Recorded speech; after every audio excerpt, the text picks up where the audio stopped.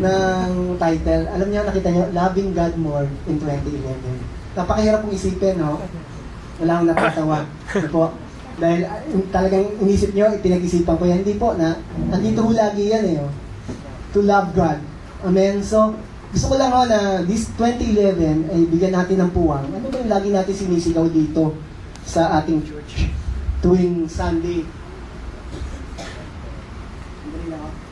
Na sinasabi natin na we love God, di po ba? And this 2011, ay gusto ko natin bigyan ng mas puwang, kaya nilagay ko po yung word na more.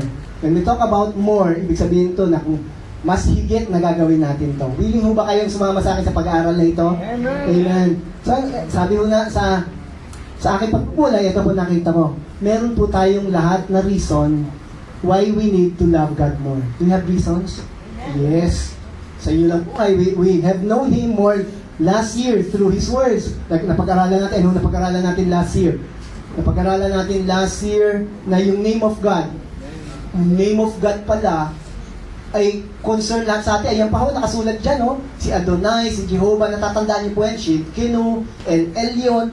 At itong Diyos na ito na nagpapakilala sa kanyang mga pangalan, ay kaya ginawa niya yun para sa iyo. Kasi magpakilala sa iyo. Na-realize niyo ba yun?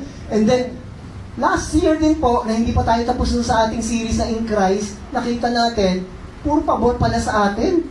Yung ginawa ng Panginoong Hesus sa krus ng Kalbaryo, yung pagtapos ng Panginoong Hesus sa krus ng Kalbaryo, sinabi niya, it is finished, it is for your favor. At lahat po ng ginawa ng Panginoong Hesus sa krus ay para sa iyo. Yung ginawa niya sa mundong ito, remember last year, na sinabi rin ni St. John, na kung sino ang Panginoong Hesus nung lumalakad sa mundong ito, ay ikaw rin yun.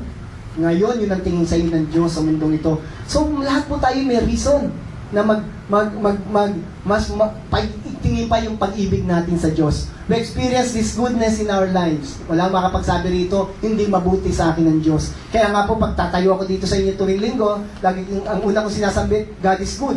Si Kuya Ray, hindi po sinambit niya kanina, God is good. Ang sagot natin lagi? All the time. Ano ang sagot natin? All the time. Wala po nagsabi rito sometimes, maybe, maybe not. Wala po, dahil mabuti ang Diyos. Kahit na ano man ang nangyari sa buhay natin, o minsan tayo po ay medyo, di po ba? Medyo lumalayo sa Kanya, mabuti pa rin ang Diyos sa atin.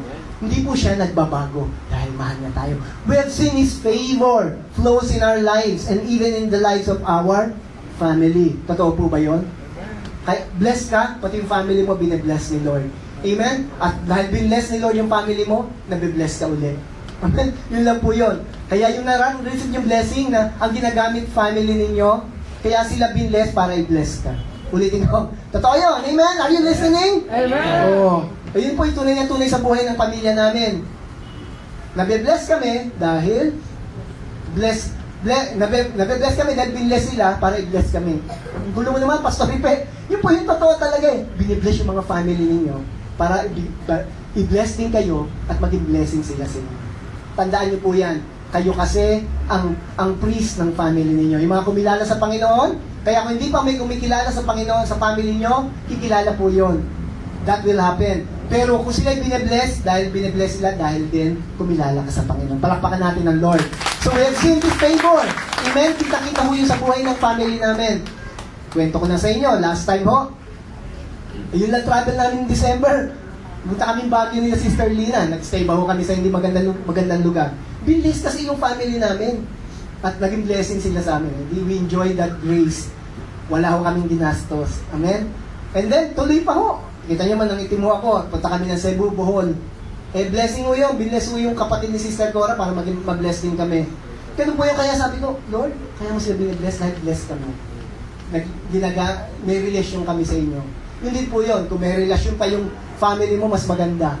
Amen? Are you with me, church? Amen. Mabuti ba ang Diyos? Yes, Pastor Ipe, sa iyo lang yan. Hindi po sa ating lahat yan. Amen? Palakpakan po natin ang ating Lord. Even in the midst of our difficult situation. Hindi ko sinasabing wala pong difficult situation. Why? Because we know that difficult situation is inevitable. It's always there. Yung Friday, tinatanong kay mga bata, sinong gusto mawala ng problema rito? Taasang sila ng kumain. Gusto mo talaga? Ibig sabihin nyo, titigil ang tibok ng puso mo. Dahil habang may problema, habang nabubuhay tayo, andyan po yung problema yan. Huwag yun na hong hanapin. Lagi natin sinasabi yan. Ang maganda po rito, God is in, who is in control? God. And He is good all the time. All things work together for good. So we need to be reminded today to love Him more and more this 2011. Yun po yung goal natin ngayong umagang ito. Ma-remind ka kasi andyan na yan. Na-experience mo na yung kabutihan ng Diyos. Let us pray. Father, in Jesus' name, you will do great things this morning. This short message, Lord, ay magiging message namin sa buong taong ito. You will use this, Lord, to be your channel of strength, channel of change, and channel of direction sa bawat isang nandito ngayon. Thank you, Father, that this church will continue to exist to love you more and more and more starting this 2011. Thank you, Lord. You will bless your word. We allow the Holy Spirit to move right now. And Lord, we only declare the finished work of Christ in our midst. We ask this in Jesus' name. And we all say, Amen. Alam ko po, mahal natin ang Panginoon. Amen. I know that you love Him and we even declared it every Sunday, right? Sumisigaw tayo dito. Alam ko, ako yung isa sa pinakamalakas, pero with gusto natin ginagawa yon. That we exist to love God, to know Christ, and make Him known. But today, I will remind, kaya sabi ko sa inyo, reminder, ang church po, si pastor, yung mga leaders na tumatayo rito, ay nandito ho tumatayo para mag-remind. Bakit po? Kasi marami dito sa tinuturo namin, nabasa nyo na, narinig nyo na. Marami yung sa atin dito, 20 years ng Christian or more. Narinig na po natin yan. Ang mahalaga lang po, ang tao'y marupok. Sabi nung kanta, may kay daling lumimot. Di po ba alam yung kantang yun? Ang tao'y marupok. Kay daling lumimot. Kaya po, ang gamot daw sa kalimot ay paalala, hindi batok, paalala po. Amen? So today, may reminder pong binibigay sa atin. Na ang reminder today of the following premises why we need to love Him. If you remember, nagkaroon po tayo ng series sa Loving God series, at ito po yung 3 premises na ating tinignan, o yung 3 katotohanan, 3 katayuan natin na sinabi natin, we need to love God, we exist to love God. Number 1, it is not hard to love God. Do you agree with me? Yes. It's not hard to love God. Second, you are made to love God. Third, you are capable of loving God. Since you are made to love God, kaya mong mahalin ang Diyos. Ang Pilipino pa naman, religyoso talaga. Madaling umibig sa Diyos. Kaya may mga Pilipino po ba rito? Bukod kay Kuya Ray na medyo Singaporean. Diba? Lahat tayo Pilipino, pagdating sa Diyos, ang bilis nating maibig ang Diyos. Kaya wala tayong problema rito. It is not hard to love the Lord. And in Psalm 36, this Psalm 36 that we will study today will give us a strong example of God's love. And King David expressed it and told God about His love to him. So hindi muna sinabi ni David yung pag-ibig niya sa Diyos. Sinabi niya muna ni King David kung gaano siya kamahal ng Diyos. Let's open our Bible to Psalm 36 and we read from verse 5 to 7. Ito pong sabi ni King David. Ang gumawa ng kantang ito, si David po, hindi po si Don Moen, si King David. Sabi rito, alam niyo ba yung kanta ni Don Moen? Your steadfast love stands to the heavens. Galing po sa Bible. Yung kasaulo mo yung kantang yon, Psalm 36 verse 5 to 7 yon. Ito ang sabi. Ang sabi dun sa steadfast, dun po yung version na ginamit sa kantang yun ni Don Moen. Dito po, your unfailing love, O Lord. Sino po kausap ni David? Ang Lord, si Jehovah, si self-existing God, yung Diyos mo, na powerful God. Sabi rito, yung love mo, Lord, unfailing. Your unfailing love, O Lord, is as vast as the heavens. Your faithfulness reaches beyond the clouds. Your righteousness is like the mighty, mighty what? Mountains. When we look at the mountains, ang tingin natin dyan is a strong refuge. Your justice like the ocean depths. You care for people and animals alike, O Lord. Hindi tayo animal, kaya inuna yung people. Pero yung animals, love din po ni Lord yan. Verse 7, dinagdagan niya po yung unfailing love. Sabi dito, how precious is your unfailing love, O God. All humanity finds shelter in the shadow of your wings. Kinakanta niyo lagi yan, di po ba? Ngayon, makita natin ho dito na si David, sabi niya, mahal na kita, Lord, eh. Kaya nga tawag sa kanya, the man after God's own heart, eh. Pero sabi niya, I will love you more. Why? Ito yung isang description na binigay ni King David. Ano yun? Your unfailing love. When we say unfailing, may nag-fail na ba ho sa inyo? Sometimes I failed my children, may pangako ko sa kanila. Sabi ko, sa Pasko na lang. Pagdating ng Pasko, hindi ko nabibili. Yung ano, no? Mangako na yung napapako. Tatay na physical o tatay sa mundong ito, pag nangako, minsan hindi nagagawa. Pero ang sabi dito ni David, Lord, you never fail. Hindi nagpe-fail ang pag-ibig mo, Panginoon. Hindi nag-give up. Yung 1 Corinthians 13, natatandaan niyo po yon? Hindi po sinabi ni Paul yon dahil may ikinakasal. Lagi natin sinedeclare yun sa kasal, di po ba? No? The love is patient, love is kind. Yung chapter 13 ng 1 Corinthians, sinabi po yon sa mga Christian na tulad natin. Hindi kinakasal yung panahon na yun. It talks about yung unfailing love ni Diyos, ng Diyos. Kaya nga, you can change that love. Naglagay yung pangalan ni Christ. Christ is patient. Jesus is, no, kind. Si Christ lang po ito. And this love na nasa Panginoon is unfailing. The Net Bible, another version ng Bible, ito po ang sinabi dito sa unfailing. Ang sabi po dito sa Net Bible, verse 5, O Lord, your loyal love reaches to the sky. Anong limit? Sky is the limit. When we say that word or phrase, ibig sabihin ito, walang limit ito. Amen? Ang sinasabi lang dito, and this love of God that reaches without limit, dahil sky is the limit, is loyal. Sabihin natin, loyal. Amen. And how precious is your loyal love, O God. The human race finds shelter under your wings. Kung meron mga 14, 15 dyan, meron po kasing, ang Net Bible ay meron pong mga explanation na sinusunod dun sa ilalim. So, tingnan natin. When we say loyal, ito po nakita kong sa dictionary, to stick with. Sabi ng loyal, loyal means to stick with. Aba, super glue talaga ang Lord. Pagdating sa pag-ibig ng Panginoon sa atin, siya po ay nakadikit na sa atin. Hindi magbabago yun. Nagdikit na ho ba kayo ng isang bagay ng glue? Ng super glue? Ano ba yung tawag ng glue na, Brother Ike? Ano yan? Mighty bond! Amen? Jesus is the mighty God, ay mighty bond ng buhay natin, no? Stick with. Stick well. Meron pang stick well, di ba? Ibig sabihin ng loyal, He will stick with you. And stick to one si Lord pagdating sa iyo. To stand with till the end. Hindi ka niya iwanan. Lagi siyang nasa iyo.